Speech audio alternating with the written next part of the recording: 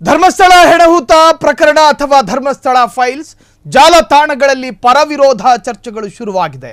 ಧರ್ಮಸ್ಥಳ ಕುರಿತ ಪೋಸ್ಟ್ಗೆ ಅಶ್ಲೀಲ ಕಾಮೆಂಟ್ಗಳು ವ್ಯಕ್ತವಾಗ್ತಾ ಇದೆ.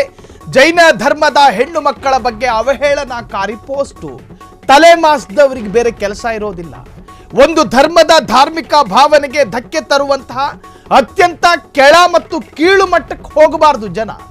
ಕಾಮೆಂಟ್ಗಳಲ್ಲಿ ಕೆಲವರು ಜೈನ ಧರ್ಮದ ಹೆಣ್ಣು ಮಕ್ಕಳ ಬಗ್ಗೆ ಅತ್ಯಂತ ಅಶ್ಲೀಲವಾಗಿ ಹರಿಯಬಿಡುತ್ತಿದ್ದಾರಂತೆ.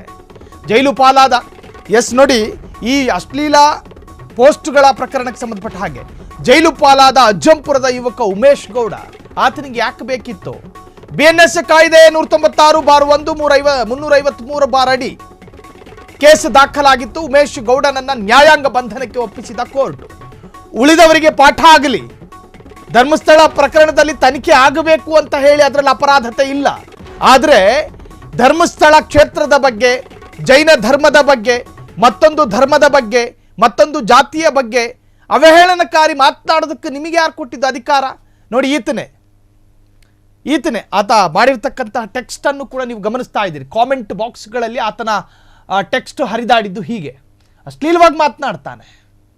ಏನು ಗೊತ್ತಾ ಆತನಿಗೆ ಜೈನ ಧರ್ಮದ ಬಗ್ಗೆ? ಜೈನ ಧರ್ಮದ ಇತಿಹಾಸ ಏನು ಗೊತ್ತಾ ಆತನಿಗೆ?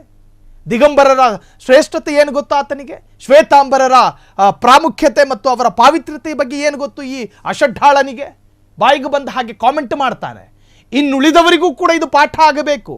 ಮತ್ತೊಂದು ಧರ್ಮದ ಧಾರ್ಮಿಕತೆ, ಅದಕ್ಕೆ ಗೌರವ ಕೊಡೋದಕ್ಕೆ ನಿಮಗೆ ಸಾಧ್ಯ ಆಗಿಲ್ಲ ಅಂದರೆ ನಿಮ್ಮ ಬಾಯಿಗೆ ಬೀಗ ಹಾಕ್ಕೊಳ್ಳಿ. ಒದರೋದಲ್ಲ, ಬಾಯಿಗೆ ಬಂದ ಹಾಗೆ ಮಾತನಾಡೋದಲ್ಲ. ಮತ್ತೊಂದು ಧರ್ಮಕ್ಕೆ ನೀವು ಅಭಿಮಾನವನ್ನು ವ್ಯಕ್ತಪಡಿಸೋದಕ್ಕೆ ಸಾಧ್ಯ ಆಗದೇ ಇದ್ದರೆ ತೆಪ್ಪು ಕೂತ್ಕೊಳ್ಳಿ. 3 ಹೊತ್ತು ಕೂಳು ತಿಂತಿರ್ತಾನೆ, ಬೇರೆ ಅಸಹ್ಯ ಏನು ತಿನ್ನೋದಿಲ್ಲ ತಾನೆ. 3 ಹೊತ್ತು ಕೂಳು ತಿನ್ನುವ, ಅನ್ನ ತಿನ್ನುವ ಹೊಟ್ಟೆಗೆ ಈ ತರಹದ ಹೇಳಿಕೆಗಳು ಬರಬಾರ್ದು. ಸೊ ಈಗಾಗಲೇ ಈತನ ವಿರುದ್ಧ ಕ್ರಮ ಆಗಿದೆ, ಒಳಗಾಕಿದ್ದಾರೆ. ಉಮೇಶ್ ಗೌಡರನ್ನ ಜುಡಿಷಿಯಲ್ ಕಸ್ಟಡಿಗೆ ಒಪ್ಪಿಸಲಾಗಿದೆ. ಧರ್ಮಸ್ಥಳ ಫೈಲ್ಸ್ ಜಾಲತಾಣಗಳಲ್ಲಿ ಈ ಪ್ರಕರಣದ ಬಗ್ಗೆ ಪರವಿರೋಧ ಚರ್ಚೆಗಳಾಗ್ತಾ ಇದೆ. ಆ ಹೊತ್ತಿಗದಾಗಲೇ ಧರ್ಮಸ್ಥಳ ಕುರಿತು ಪೋಸ್ಟ್ಗೆ ಅಶ್ಲೀಲ ಕಾಮೆಂಟ್ ಒಂದು ವ್ಯಕ್ತವಾಗಿದೆ. ಅದು ಕೂಡ ಜೈನ ಧರ್ಮದ ಹೆಣ್ಣು ಮಕ್ಕಳ ಬಗ್ಗೆ ಅತ್ಯಂತ ಕೆಳಮಟ್ಟದ ಕಾಮೆಂಟ್ಗಳನ್ನು ಹಾಕಿದ ಆತನ ವಿರುದ್ಧ ಕ್ರಮ ಜರುಗಿಸಲಾಗಿದೆ. ಕ್ಷಣ ಕ್ಷಣದ ಸುದ್ದಿಗಳಿಗಾಗಿ ಫ್ರೀಡಂ ಟಿವಿ ಸಬ್ಸ್ಕ್ರೈಬ್ ಮಾಡಿ, ಲೈಕ್ ಮಾಡಿ ಹಾಗೂ ಫಾಲೋ ಮಾಡಿ. ಹೊಸ ಸುದ್ದಿಗಳ ನೋಟಿಫಿಕೇಶನ್ಗಾಗಿ ಬೆಲ್ ಐಕಾನ್ ಮೇಲೆ ಕ್ಲಿಕ್ ಮಾಡಿ.